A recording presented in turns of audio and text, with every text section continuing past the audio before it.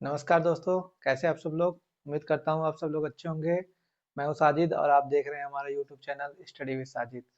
दोस्तों, पिछले टॉपिक में हम लोगों ने हिंदी के बारे में बात की थी, हिंदी भाषा की उत्पत्ति के बारे में बात किया था।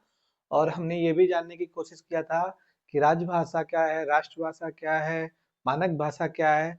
जितनी भी भाषाएं थी उन सभी के बारे में हमने डिस्कस किया था और बाकायदे हम लोगों ने ये देखा था कि भाषा जो है किन शब्दों से मिलकर बना है, कौन सी लिपि का प्रयोग किया गया था। तो इन सभी के बारे में हमने डिस्कस किया था। अब हम जो बात करेंगे दोस्तों, ये देखने का प्रयास करेंगे कि हिंदी भाषा को हमारे संविधान में जो तरजीह दी गई है, जो तवज्जो दिया गया है, उस पे हम लोग बात करेंगे।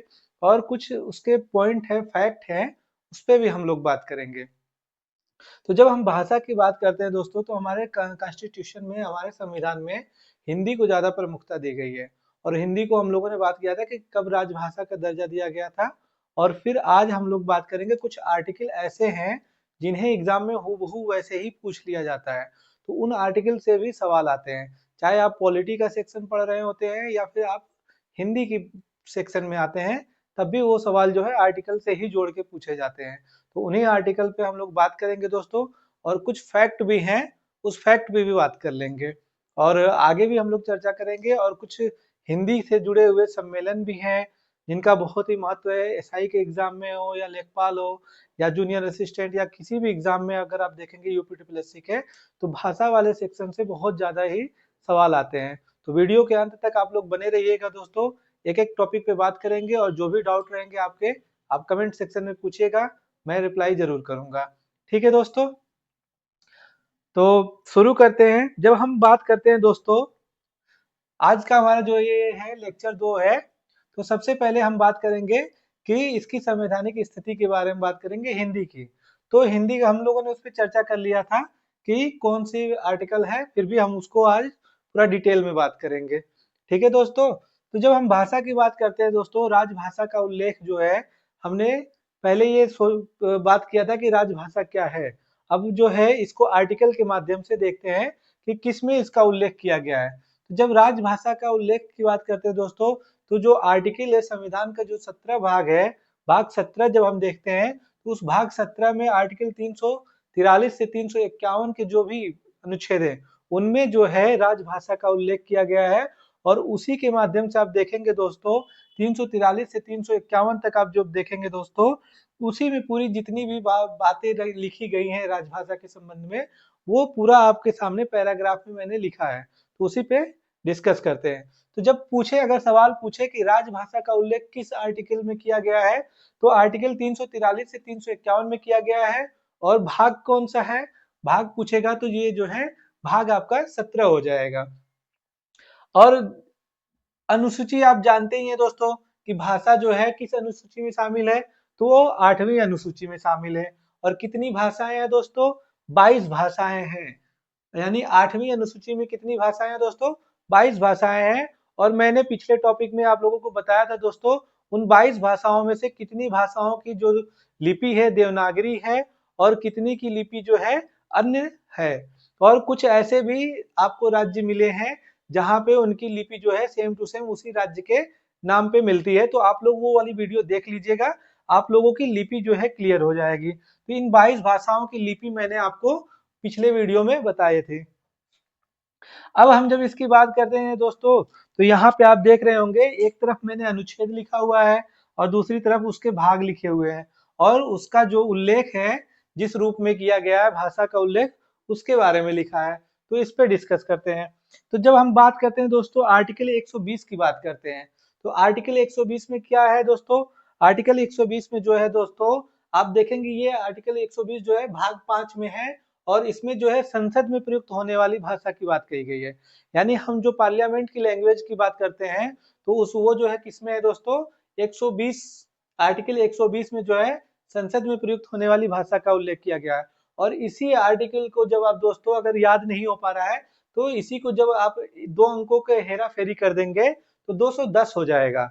और यही 210, आर्टिकल 210 और भाग जो है एक आगे बढ़ जाएगा, यानी भाग 6।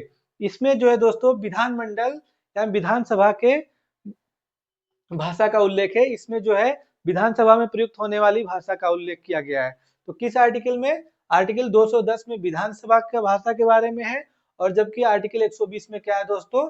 संसद में प्रयुक्त होने वाली भाषा का उल्लेख किया गया है। और ये कौन सा भाग है? भाग 5 है, और ये भाग 6 है। इसके बाद के जो भाग है दोस्तों, भाग 17 है, जिसको मैंने आपको यहाँ पे लिख के बताया था कि राजभाषा का उल्लेख किया गया आर्टिकल 343 से 351 तक। तो यहाँ से आप देखेंगे दोस्तों 345 है, और उसके बाद से आप देखेंगे 45, 46, 47, तो उन सभी का उल्लेख किया गया है, और वो सब कितने हैं? भाग 17 के ही हिस्सा है।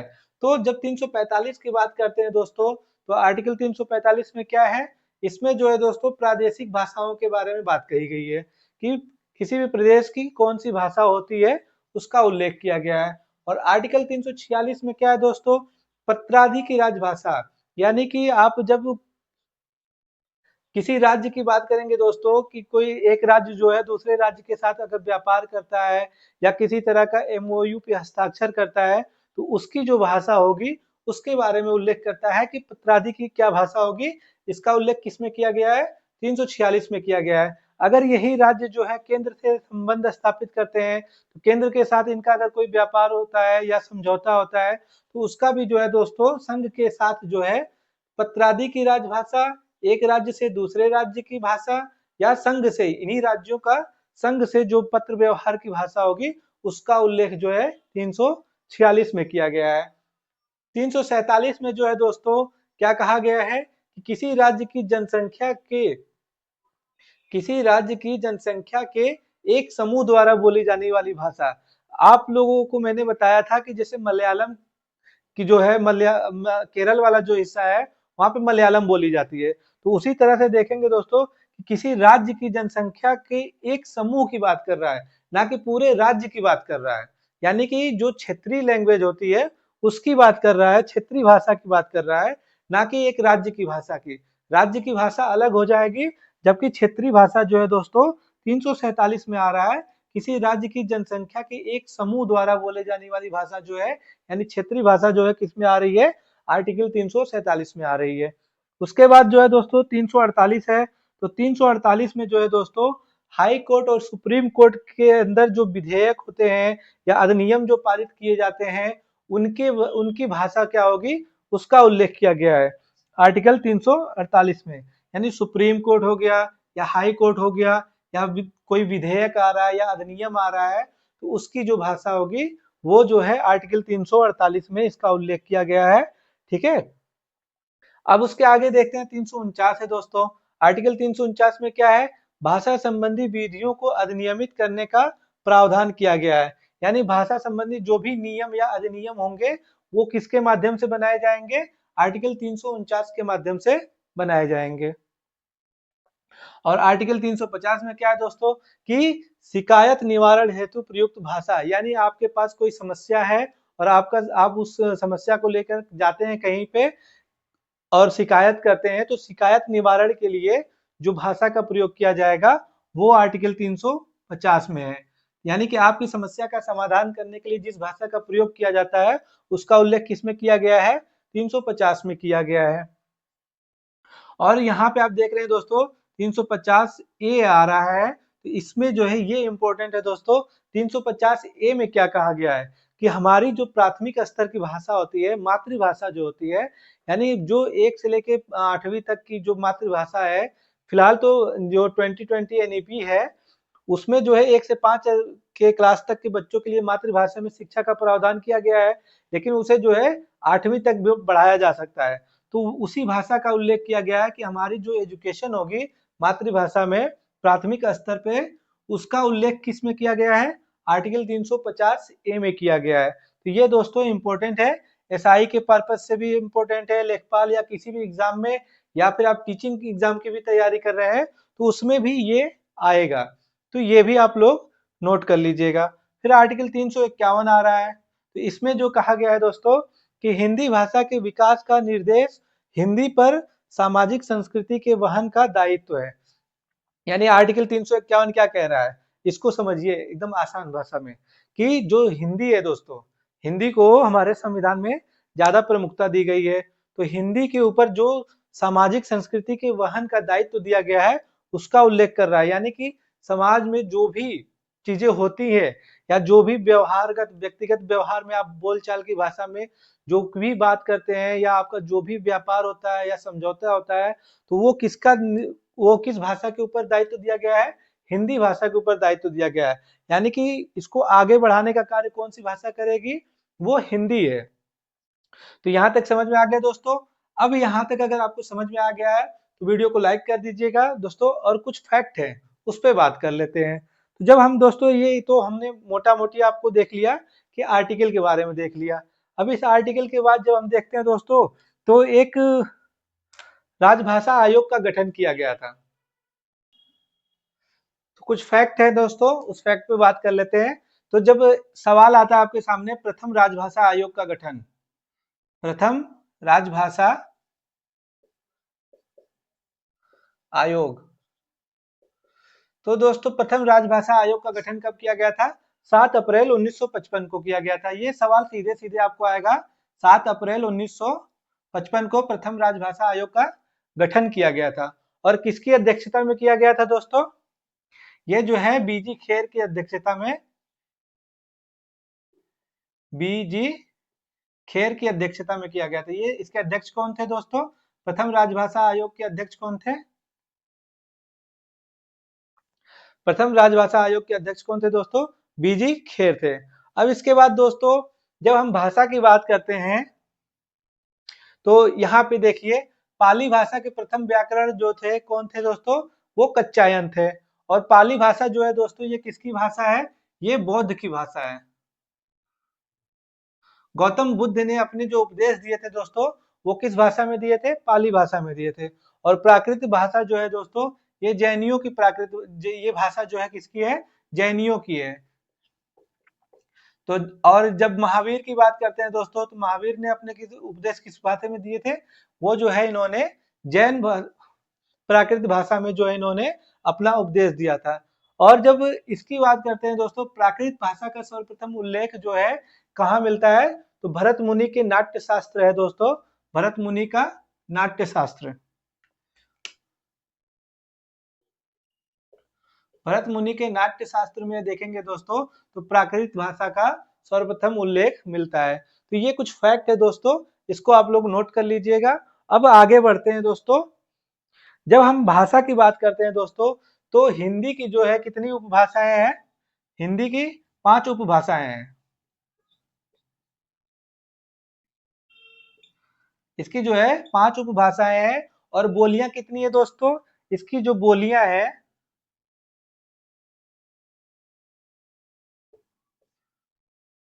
इसकी बोलियां जो है दोस्तों 17 है। ये फैक्ट है दोस्तों और सीधे सीधे यहीं से आएगा। लेकिन इस फैक्ट में जो दोस्तों दो बातें हैं इसको आप लोग नोट कर लीजिएगा। जब हम इसमें बात करेंगे ताजुबेकी और निमाड़ी की, ताजुबेकी और ये निमाड़ी, दो और भाषा बोलियां हैं निमाड़ी। जब इनकी हम बात करेंगे दोस्तों तो इनको किसने दिया था? भोलानाथ, भोलानाथ ने ये दो, भोलानाथ ने इन दो बोलियों को जोड़ा था। और ये जो है दोस्तों ये पश्चिमी हिंदी की बोली है। ये पश्चिमी हिंदी की दो बोलियां हैं जिनको जोड़ने के बाद कितनी बोलियां हो जा रही हैं दोस्तों? 19 बोलियां हो जा रही हैं। अगर सवाल आपके सामने आता है कि भोलानाथ ने कितनी हिंदी की कितनी बोलियां बताई हैं, अगर सवाल आता है कि भोलानाथ ने कितनी बोलियां बताई हैं तो 19 बताई हैं। और हरदेव बाहरी के बारे में पूछेगा दोस्तों कि हरदेव बाहरी ने कितनी बताई हैं? हरदेव बाहरी के अगर कॉन्टेक्स्ट में दिया रहेगा दोस्तों कि हरदेव बाहरी ने कितनी बताई है तो हरदेव बाहरी ने जो है दोस्तों 18 बताई हैं। और वैसे कितनी है दोस्तों? 17 बोलियां हैं और 5 उपभाषाएं हैं। अब हम इनके बारे में एक एक करके चर्चा करेंगे दोस्तों, ठीक है? तो इस तरह से आप देखेंगे भोलानाथ तिवारी के अनुसार कितनी हो रही है? 19 हो रही है। और इन्होंने पश्चिमी हिंदी की दो बोलियों को शामिल किया है, ताजुबेकी और निमाड़ी। और हरदेव बहारी ने जो है दोस्तों एक बढ़ाया है और उसका नाम है दक्षिणी हिंदी। दक्षिणी हिंदी को इन्होंने जोड़ के कितनी बताई है? 18 बताई है। ये होगी मोटी मोटी दोस्तों हिंदी की बोलियां। अब कौन कौन सी बोलियां हैं दोस्तों, उसको डिस्कस कर लेते हैं। तो पहली उपभाषा कौन सी है दोस्तों, पश्चिमी हिंदी है। पश्चिमी हिंदी है। और इसकी कितनी जो है दोस्तों बोलियां हैं, इसकी कितनी उपबोलियां हैं, इसकी 5 उपबोलियां हैं। ठीक है दोस्तों। और वो 5 उपबोलियां कौन कौन सी है, सबसे पहले हम जानते हैं कि खड़ी बोली है। खड़ी बोली को दोस्तों हम लोग किस नाम से जानते हैं, कौरवी के नाम से भी जानते हैं। ठीक है। और दूसरी है ब्रज, दूसरी जो है ब्रज है। और तीसरी जो है दोस्तों कन्नौजी है। चौथी जो है दोस्तों बुंदेली है। और पांचवी जो है दोस्तों बांगरू है। बांगरू को दोस्तों हम लोग पहाड़ी हिंदी के नाम से भी जानते हैं। ये जो है पहाड़ी हिंदी है, पहाड़ी हिंदी है। तो ये जो है दोस्तों पश्चिमी हिंदी की कितनी बोलियां हो गई, 5 बोलियां हो गई। अब दूसरी है दोस्तों, दूसरी है दोस्तों राजस्थानी हिंदी। इसकी जो है कितनी बोलियां हैं दोस्तों, 4 बोलियां इसकी भी हैं। तो 4 बोलियों में से इसकी कौन कौन सी बोलियां हैं दोस्तों, एक है पश्चिमी राजस्थानी, पहली है दोस्तों मारवाड़ी, जिसको हम लोग पश्चिमी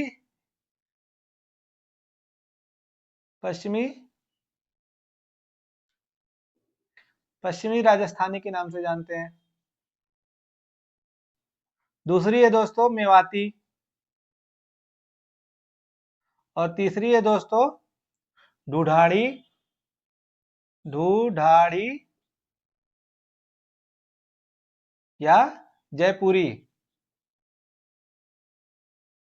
ये जो है दोस्तों पूर्वी राजस्थान में बोले जाते हैं। ठीक है दोस्तों, पूर्वी राजस्थान वाला जो हिस्सा है वहां पे ये बोली जाती है। और ये मेवाती जो है दोस्तों उत्तरी राजस्थान में बोली जाती है। इसके बाद है दोस्तों मालवी।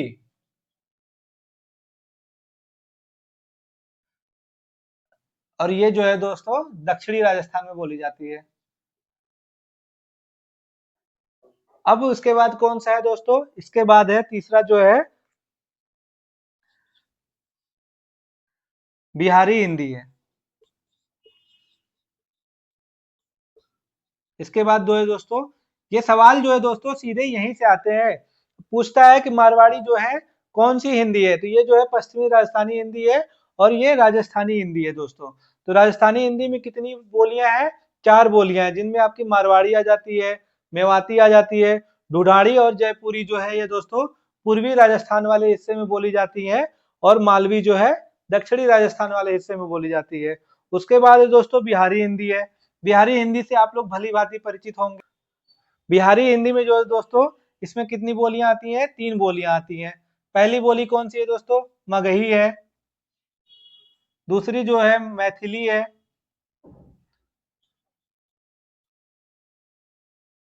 और तीसरी जो है दोस्तों आपकी भोजपुरी है।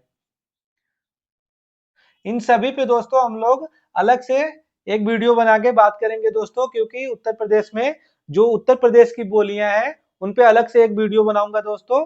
तो अभी फिलहाल इसको मतलब आप लोग इस तरह से नोट कर लीजिए, मगही, मैथिली और भोजपुरी जो है ये बिहारी हिंदी की बोलियां हैं। अभी कितनी हमारे पास बचे, 5 4 9, 9 3 12, हमने कितने बताए थे, 17 बताए थे। तो अभी हमारे पास कितने बच रहे हैं, 5 बच रहे हैं। तो अब इसके बाद चौथा जो है दोस्तों,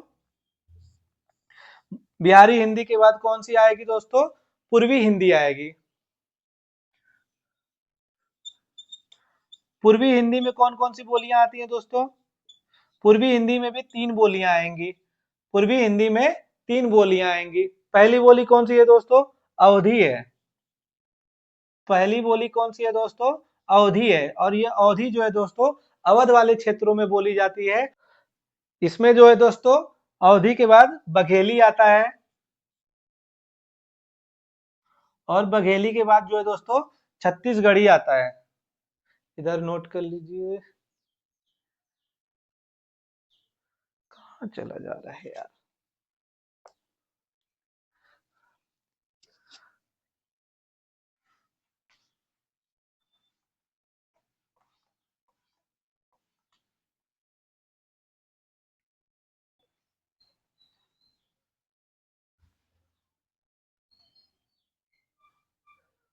तो पूर्वी हिंदी में कौन कौन सी बोलियां हैं दोस्तों? अवधी है, अवधी, बघेली, और उसके बाद आपका छत्तीसगढ़ी आता है। तो ये जो है दोस्तों आपकी पूर्वी हिंदी की 3 बोलियां हैं। अब हमारे पास बच क्या रहा है दोस्तों? अब हमारे पास बच रहा है पहाड़ी हिंदी। हमारे पास बच रहा है पहाड़ी हिंदी। इसकी कितनी बोलियां हैं दोस्तों? इसकी जो है 2 बोलियां हैं। इसमें जो है दोस्तों 2 बोलियां आती हैं, कौन कौन सी?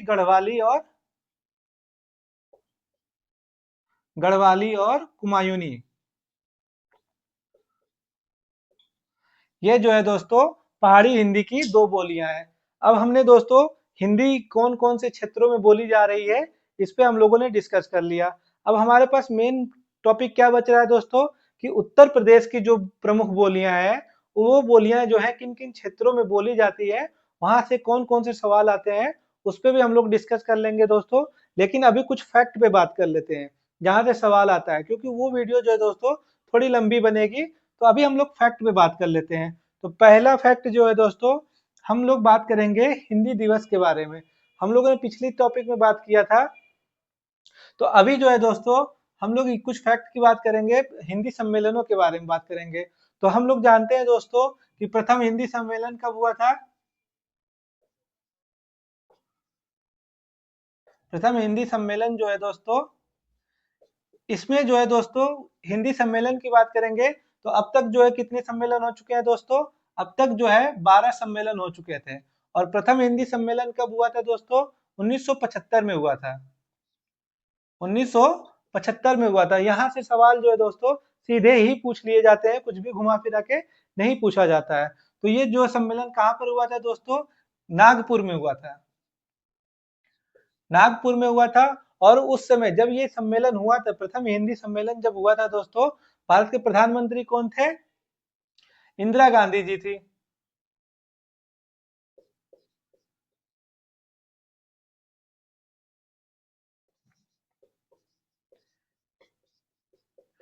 उस समय प्रधानमंत्री कौन थी दोस्तों? इंदिरा गांधी थी। और ये सम्मेलन कहाँ हुआ था? नागपुर में हुआ था, 1975 में हुआ था। अब यहीं से दूसरा सवाल आएगा दोस्तों कि प्रथम बार हिंदी सम्मेलन पहली बार जो है किस किस देश में हुआ था? पहली बार हिंदी सम्मेलन किस देश में हुआ था?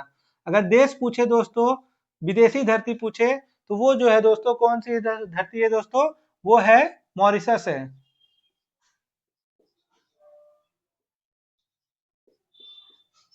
मॉरिशस के पोर्ट लुई में हुआ था। मॉरिशस के पोर्ट लुई में हुआ था। और दूसरा सवाल बन सकता है दोस्तों कि भारत की राजधानी में प्रथम हिंदी सम्मेलन कब हुआ था? तो तीसरा हिंदी सम्मेलन जो है दोस्तों, ये जो है दोस्तों ये दूसरा हिंदी सम्मेलन है। ये जो है सेकंड है और ये जो है फर्स्ट है। और तीसरा जो है दोस्तों ये जो है नई दिल्ली में हुआ था। तीसरा हिंदी सम्मेलन जो है नई दिल्ली में हुआ था। नई दिल्ली में तीसरा हिंदी सम्मेलन हुआ था। और अब तक कितने हो चुके हैं दोस्तों? 12 हो चुके हैं। और 12वां जो है दोस्तों कब हुआ था? 2023 में हुआ था। ये जो है दोस्तों मोटा मोटी फैक्ट है। यहीं से सवाल आपके घूम फिर के आते हैं। सबसे पहले डेट पूछ लेता है कि प्रथम हिंदी सम्मेलन कब हुआ था? तो 1975 में हुआ था। किसके समय में हुआ था? इंदिरा गांधी जी का समय था। और कहाँ हुआ था? नागपुर में हुआ था। दूसरा पूछेगा कि विदेशी धरती पे पहला हिंदी सम्मेलन कब हुआ था? तो वो जो है 4 साल बाद जो है दोस्तों 1979 में जो है आपका सम्मेलन होता है, मॉरिशस के पोर्ट लुई में होता है। और पहली बार पूछेगा कि भारत की राजधानी में कब होता है? तो फिर से 4 साल बाद आप जोड़ देंगे तो नई दिल्ली में आपका ये सम्मेलन होता है। अब इसमें से एक और इम्पोर्टेंट सवाल है दोस्तों कि पहली बार पहली बार जो है दोस्तों भारतीय दूतावास भारतीय दूतावास ने कहां पर हिंदी दिवस मनाया? विश्व हिंदी दिवस मनाया। हिंदी दिवस मनाया। सवाल आपसे यही पूछेगा कि पहली बार जो है भारतीय दूतावास ने कहां पर विश्व हिंदी दिवस मनाया, तो वो जो है दोस्त कौन सा देश है, नॉर्वे में। भारतीय दूतावास ने नॉर्वे में पहली बार विश्व हिंदी दिवस मनाया। और ये जो है दोस्तों मोटा मोटी फैक्ट है। और कुछ फैक्ट हैं दोस्तों, उस पर हम लोग बाद में बात कर लेंगे नेक्स्ट वीडियो में। अगर आप लोगों को वीडियो पसंद आई है दोस्तों, वीडियो को लाइक करिए, चैनल को सब्सक्राइब करिए, आप हमारे टेलीग्राम चैनल से भी जुड़ जाइए। मिलते हैं नेक्स्ट वीडियो में, तब तक के लिए धन्यवाद।